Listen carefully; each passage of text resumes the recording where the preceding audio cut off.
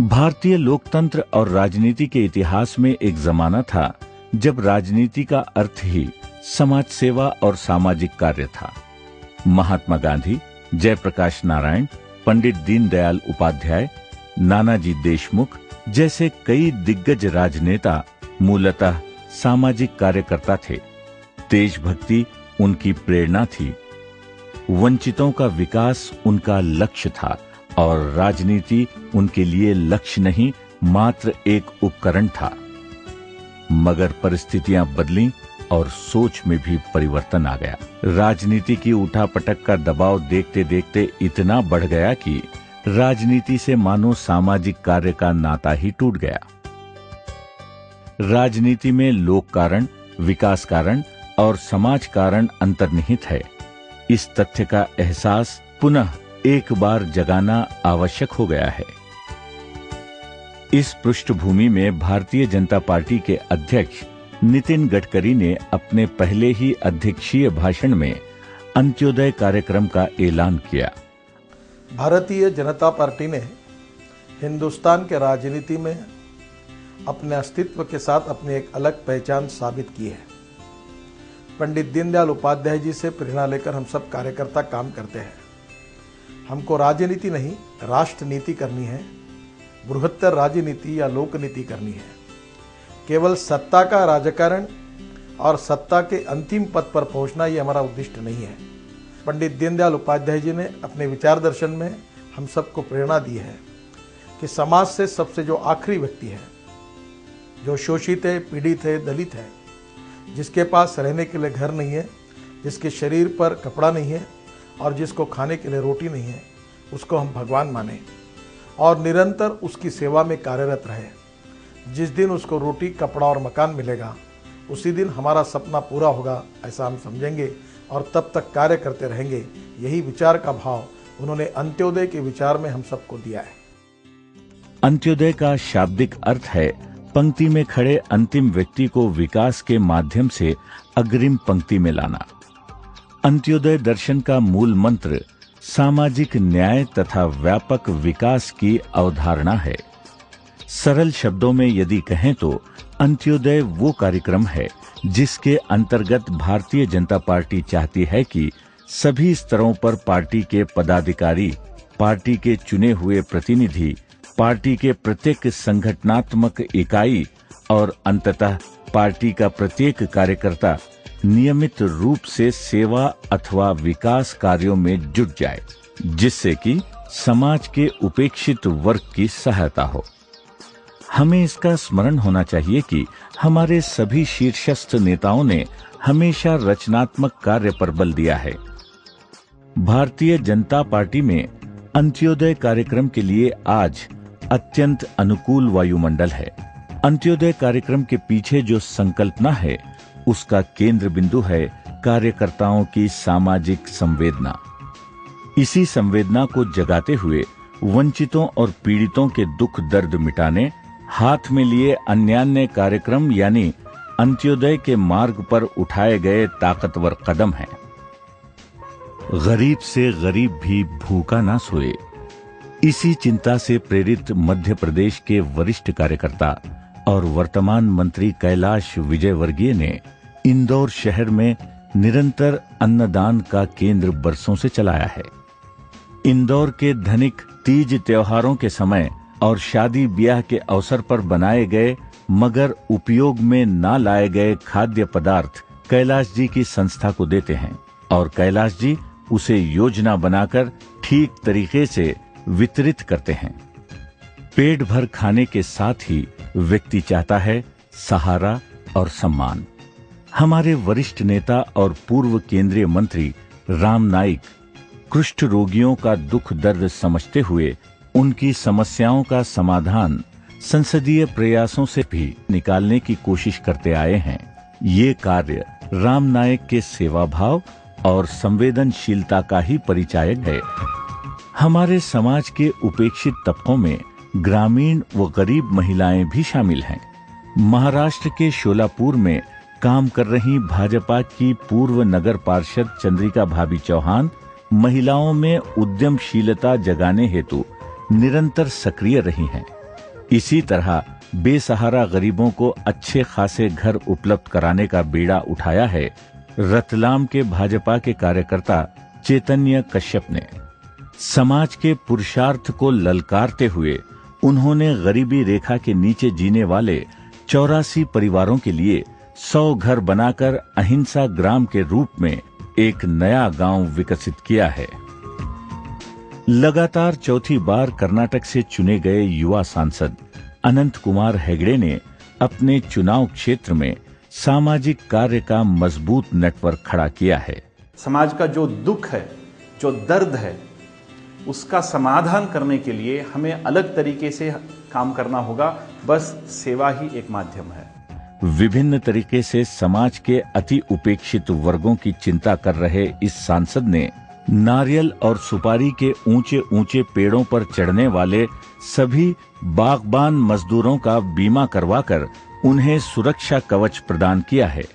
गरीब ग्रामीण परिवारों को निरंतर आर्थिक सहयोग प्राप्त होता रहे, इसलिए अनंत कुमार हेगड़े ने हर गरीब परिवारों को 5 फलदायी वृक्षों के पौधे भेंट करने की योजना पर काम किया है। समुचित और सर्वांगीण ग्राम विकास के ऐसे ही प्रयासों में बेलगांव कर्नाटक के भाजपा विधायक अभय पाटिल भी बरसों से लगे हैं। जब 2004 में मैं पहली बार चुनाव लड़ा इस एरिया से, तो इस गांव में मुझे आने नहीं दिया गया है। इस गांव के लोग सिर्फ 6 वोट मुझे दिए गए हैं। उनको कभी नहीं कहा कि आप इनको ही वोट डालना है। हमने कहा हमको आप जिम्मेदारी दे दो, हम उसका निर्वहन करेंगे, आगे सोचना आपका काम है। तो जब आप ऐसे काम करते हो निष्ठा से, अपने लगन से, तो आपके साथ हर व्यक्ति जुड़ेगा समाज का। ಈ ಊರಿನ ಸುಧಾರಣೆ ಮೂಲಕ ಅವ್ರ ಜನಕ್ಕೆ ರಾಸಾಯನಿಕ ಗೊಬ್ಬರ ಯೂಸ್ ಮಾಡದೆ ವರ್ಣಿಕಾ ಗೊಬ್ಬರ ಯೂಸ್ ಮಾಡಿ ಅದರ ಅವ್ರ ಉತ್ಪನ್ನ ಜಾಸ್ತಿ ಆಯಿತು। ಮತ್ತು ನೀರಿನ ಸೌಲಭ್ಯ ಎಲ್ಲ ಕಡೆ ಒದಗಿಸಿಕೊಟ್ಟಿದ್ರಿಂದ ಬಡತನದ ಪರಿಸ್ಥಿತಿ ಇಲ್ಲ, ಈಗ ಎಲ್ಲರೂ ಚೆನ್ನಾಗಿದ್ದಾರೆ। रायपुर भाजपा के एक प्रमुख कार्यकर्ता लोकेश कावड़िया भी शिक्षा, महिला सशक्तिकरण तथा रोजगार के क्षेत्र में सुनियोजित कार्य करते हुए अपना योगदान देते आ रहे हैं। शिक्षा के क्षेत्र में करने लायक अनगिनत कार्य हैं। विदर्भ के चैन सुख संचेती हों या नासिक के विजय साने, गरीब छात्रों को शैक्षिक साहित्य उपलब्ध करवाकर उन्हें स्कूलों से ड्रॉप आउट होने से बचा रहे हैं। उड़ीसा में पार्टी के राष्ट्रीय मंत्री कैप्टन अभिमन्यु, मैसूर में शरद कुमार, जयपुर में सांसद अर्जुन मेघवाल तथा चंडीगढ़ में पार्टी अध्यक्ष संजय टंडन भी शिक्षा के क्षेत्र में गरीब छात्रों के अंत्योदय में पूरी तरह जुट गए हैं। रास्तों पर बेसहारा जिंदगी जीने वाले बच्चों की शिक्षा के लिए पश्चिम बंगाल में हमारे कार्यकर्ता डॉक्टर मन्ना अपनी तरह का एक स्कूल चला रहे हैं। शहरों में झुग्गी झोपड़ियों में विभिन्न सेवा कार्यों की आवश्यकता हर समय महसूस होती है। मुंबई में युवक प्रतिष्ठान के माध्यम से झोपड़ी निवासी गरीबों की सेवा में जुटे किरीट और मेघा सोमैया हो, या दिल्ली में भाजपा के युवा पदाधिकारी राजू बब्बर को गरीबों की बस्ती ही उनके कार्य का निरंतर केंद्र रहा है। केरल में पार्टी के प्रदेश उपाध्यक्ष बी.के. शेखर मरीजों, गरीब रोगियों की सहायता हेतु अपने एक ट्रस्ट के माध्यम से लगातार काम कर रहे हैं। पार्टी में बनी इस सामाजिक कार्य की परंपरा को पार्टी के पूर्व राष्ट्रीय अध्यक्ष वेंकैया नायडू ने आंध्र प्रदेश के नेल्लोर में ग्रामीण विकास प्रकल्पों के माध्यम से समृद्ध किया है। पार्टी के राष्ट्रीय महामंत्री अनंत कुमार अदम्य चेतना संस्था के द्वारा बेंगलुरु के स्कूलों में स्वादिष्ट एवं पौष्टिक मध्याह्न भोजन उपलब्ध कराने तथा स्कूली शिक्षा को प्रयोगशीलता और अभिनवता से जोड़कर काम करने के विषय में बरसों से सक्रिय हैं। ಅನ್ನ ಅಕ್ಷರ ಮತ್ತು ಆರೋಗ್ಯದಿಂದ ಮುಖಾಂತರ ನಾವು ಈ ಪುಟ್ಟ ಮಕ್ಕಳ ಸೇವೆಯನ್ನು ಮಾಡಿ ಅದರಿಂದ ದೊರಕಿರುವಂತಹ ಒಂದು ಧನ್ಯತಾ ಭಾವ ನಮ್ಮನ್ನ ಇವತ್ತು ಮುಂದೆ ತೆಗೆದುಕೊಂಡು ಹೋಗ್ತಾ ಇದೆ। पार्टी की वरिष्ठ नेत्री और लोकसभा में नेता प्रतिपक्ष श्रीमती सुषमा स्वराज अपने संसदीय क्षेत्र में अंत्योदय के विभिन्न कार्यों में जुटी हुई हैं। महिला सबलीकरण तथा महिला स्वास्थ्य और रोजगार के विषय में सुषमा जी के द्वारा कई तरह के प्रयास हो रहे हैं। हमने बिल्कुल आम घरों से, गरीब घरों से महिलाओं को चुनकर प्रशिक्षित किया है और उनके द्वारा बनाए गए माल को बेचने की जिम्मेदारी भी स्वयं ली है। मुझे लगता है कि महिला सशक्तिकरण की दिशा में महिला का स्वावलंबी होना सबसे ज़्यादा ज़रूरी है और महिला स्वावलंबन की दिशा में ये हमारा प्रयास आखिरी आदमी के साथ आखिरी औरत के उदय की तरफ भी बढ़ रहा है। अंत्योदय के काम में पूरी निष्ठा और लगन के साथ कल्पना भी जरूरी है। इसी के चलते पुणे में काम कर रहे आशुतोष देशपांडे ने रद्दीडिपो.com वेबसाइट बनाकर स्थानीय नागरिकों के लिए रद्दी बेचना आसान तो किया ही है, साथ ही साथ रद्दी से प्राप्त धन की राशि स्वयंसेवी और मानवीय कार्य के लिए उपलब्ध कराकर सैकड़ों परिवारों को संपर्क सूत्र में बांधा है। या उपक्रमातून आपण दर महिना जवळपास 1 लाख किलो रद्दी एवढी गोळा करतो, तर 7 लाख रुपये प्रति महिना एवढी मोठी रक्कम या प्रोजेक्टमधनं उभी राहते आणि याच्यातले जवळपास निम्मी रक्कम NGOजना डोनेशनमध्ये दिली जाते। पार्टी के सभी कार्यकर्ताओं का निरपेक्ष भाव से गरीबों की सेवा और विकास के लिए सक्रिय होने का निवेदन करने वाले पार्टी अध्यक्ष नितिन गडकरी भी तरह तरह के कामों में लगे हैं। सहकारिता से लेकर सौर ऊर्जा तक और जैविक ईंधन से लेकर आदिवासी बच्चों के कुपोषण को मिटाने तक अनेक विषयों में अपनी विशिष्टतम सोच रखने वाले नितिन जी बांस के माध्यम से आदिवासियों को रोजगार दिलवाने हेतु कई वर्षों से सक्रिय हैं। सामाजिक सेवा के ये रहे कुछ चुनिंदे उदाहरण। इनके अतिरिक्त भी कितने सारे लोग आज भी सक्रिय हैं। हमें ये एहसास होना चाहिए कि हम भी अपने रचनात्मक कार्य के आधार पर इस देश का सामाजिक व आर्थिक चित्र बदल सकते हैं। स्वर्गीय नानाजी देशमुख ने चित्रकूट में ये कर दिखाया है। हमें चाहिए कि हम चित्रकूट जैसे सेवा और विकास प्रकल्पों को देखें और उससे प्रेरणा लें। मैं ये मानता हूँ सत्ता की राजनीति के साथ समाजकारण करें, राष्ट्रकारण करें और विकासकारण करें।